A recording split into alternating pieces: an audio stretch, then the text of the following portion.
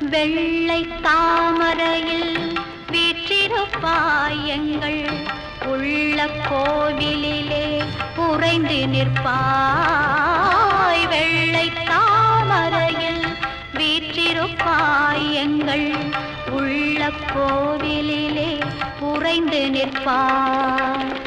கள்ளமில்லாமல் தொழும் அன்பருக்கே என்றோ அள்ளி அறிவை தரும் அன்னையும் நீ. வாணி சரஸ்வதி மாதவி பாரதி வாகதீஸ்வரி மாலினி.